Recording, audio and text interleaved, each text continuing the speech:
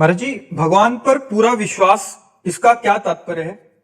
पूरा विश्वास हो जाना। हाँ, इसका तात्पर्य यह है कि हमें भारी दुख की समय विपत्ति ने घेर लिया, भारी दुख का समय आ गया, हमें दृढ़ विश्वास है कि मेरे भगवान मेरा परम मंगल करेंगे, मेरा परम हित करेंगे। ये दुख नहीं है, ये विपत्ति नहीं, भगवान का किया हुआ विधान, इसमें परम मंगल होगा।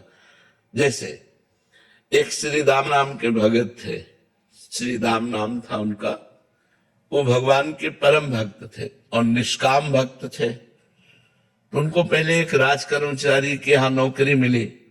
उनकी निष्कामता देखकर मंत्री जी ने अपने पास रख लिया और निष्कामता और प्रवीणता देखी तो बादशाह के सामने पेश कर दिया।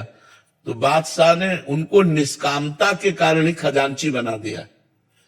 अब वो इतने दयालु हृदय के थे, विश्वास की बात कहता हूं, इतने दयालु हृदय के थे कि जैसे कोई आया और कहा श्री राम जी हमारी बेटी का ब्याह है, तो खजाने से चुपचाप रुपया लेके दे देते।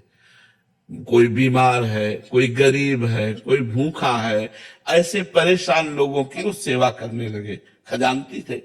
और ये बात काजी को पता चले तो वैसे ही वो जलता था कि इतने उच्च कोटि के पद पर बैठ गया। उसने तुरंत बादशाह से शिकायत की कि श्री राम आपके खजाने को आपकी बिना अनुमति के लोगों को बांट रहा है।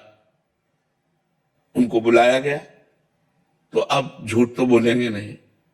तो उनका हुजूर हम किसी को दुखी नहीं देख सकते, इसलिए तो उनका अनुमति लेनी चाहिए। बात तो सही है, अनुमति लेनी चाहिए। तो आप अपराधी हो ना, अनुमति तो नहीं ली। तो उनका तो काजी से कहा तुम इसकी दंड विधान करो। तो उनका फांसी की सजा, वो तो जल ही रहा था, तुरंत फांसी की सजा। उनको विश्वास था भगवान परम मंगल भवन है, अमंगल होने ही नहीं दे सकते। अब बादशाह की तरफ से फांसी की सजा पास हो गई और उनको हथकड़ी बीड़ियों से जकड़ लिया गया और वध के स्थान के लिए ले जाने के लिए पहले उनको घुमाया गया बाजार से होते हुए कि अपराधी, इन्होंने ये अपराध किया इसलिए इनको फांसी की सजा। इधर उनको ले गए, इधर जो है एक झोली टांगे हुए श्याम वर्ण का 14 वर्ष का बालक आकर खड़ा हुआ और कहा सलाम हुजूर। देखा तो देखते ही आश्चर्यचकित हो गए, इतना सुंदर रूप। बोले कौन हो? बोले मैं श्री राम का नौकर हूं। कैसे आए हो? बोले हिसाब चुकाने आया हूं। खजाने का तुम्हारा जो भी चला गया है, और ऐसे झोली पलटाई तो वो दिव्य हीरे कि एक हीरे की कीमत उसके खजाना पूरा नहीं। कहा सब रख लो और तुरंत मेरे मालिक को छोड़ दो। उसके होश खराब हो गए, नौकर में इतनी सामर्थ। अब वो तुम्हारा नाम क्या है? उन्होंने कहा बिट्ठू। और इधर उनसे पूछा गया कि अब आखिरी तुम्हारी इच्छा क्या है? तो महाराष्ट्र में विट्ठल भगवान है, उनके वो सेवक थे, तो उनका एक बार केवल झांकी करवा दो। इधर हिसाब किताब, उन्होंने उधर कह रहे एक बार झांकी करा दो। तो विट्ठल भगवान के पास गए और कहा राजी हो? इतने में घोड़े से दौड़ते हुए वो आदमी आए राजकीय और कहा श्री राम को मुक्त कर दिया जाए। और बादशाह ने तुरंत बुलाया है। तो बादशाह ने बुलाया और कहा कि वो तुम्हारा नौकर वो हीरे डालकर पता नहीं कहां चला गया, मैं दोबारा देखना चाहता हूं, एक बार उसका दीदार करना चाहता हूं।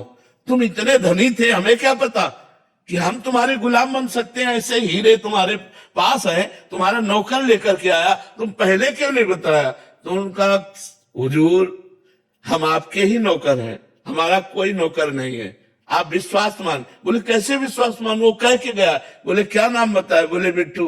अरे बोले महाराज वो हमारे विट्ठल भगवान है, वो हमारे इष्ट है, वो इसलिए तो वो रो पड़ा। उसने कहा एक बार दीदार करा दो। बोले हमारी सामर्थ्य नहीं, वो स्वतंत्र है, अगर वो चाहे तो दर्शन दे सकते। मैं तो विश्वास कि जो मैं धर्म का कार्य कर रहा हूं, भले फांसी मिली है लेकिन भगवान मेरी रक्षा करेगा। तो भगवान ने रक्षा की कि नहीं?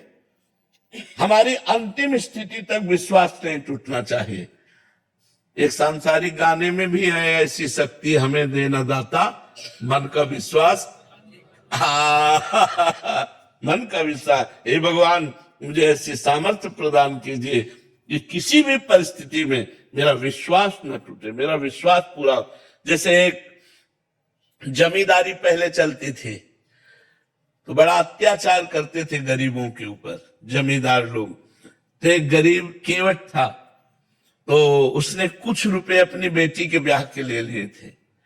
तो साल 2 साल में मेहनत करके पैसा एकत्रित किया और जमींदार को दे दिया, जाके अपनी खेती से कमा के। जमींदार ने वो रुपया लिया और फाइल से नाम नहीं काटा, कर्जा का जो हिसाब था वो काटा नहीं। 2-4 महीने बाद उसके आदमी गए और कहा जमींदार साहब ने बुलाया है। तो जमींदार ने कहा कर्जा दीजिए। तो उनका साहब हम तो दे गए थे आपको। अरे बोले व्यर्थ की बात करते हो, हमारी कॉपी में वैसे लिखा अभी कटा नहीं। बोले आप अब ना काटो तो आपकी बात, वैसे तो हम दे गए थे। अब वो जमींदार अपने हठ में, तो जमींदार ने रिपोर्ट कर दी और वो मुकदमा पहुंचा। जमींदार ने रजिस्टर पेश किया पूरा ज्यों का त्यों। अब वो गरीब आदमी, उसने कहा साहब हमने दे दिया है। तो बोले गवाही? तो उनका रघुनाथ जी अर्थात भगवान राम, तो उनका रघुनाथ जी। तो बोले अगली पेशी में रघुनाथ को लिवा के लाना। उसने कहा हाँ ठीक है। एकांत में गया और रोया कि हम गरीब आदमी हैं और हमारे परिवार का पोषण उसी खेती से होता है। प्रभु यदि आपने गवाही न दी तो हमारा तो सब बर्बाद हो जाएगा, हमारी बात झूठी हो जाएगी। आप कहां नहीं हो?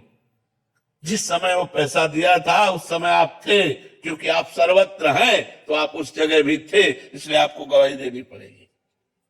पहुंचा, उनका अपनी गवाही पेश करो। तो उनका बुलाओ, उसका नाम रघुनाथ है।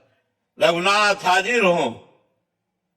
लाठी टेकते हुए आए और जमींदार से कहा 100 का नोट हुआ, 200 का नोट हुआ, इतने सोने के सिक्का उस जगह तुम्हारे रखे, वो इसी के तो दिए हुए हैं, हमने देखा। उसके होश उड़ गए कि ये तो बिल्कुल। और अब जमींदार की भगवान के सामने हिम्मत नहीं, जब आंख में आंख डाल के बात की ना तो उसकी हिम्मत, बोले हाँ हाँ हाँ हाँ।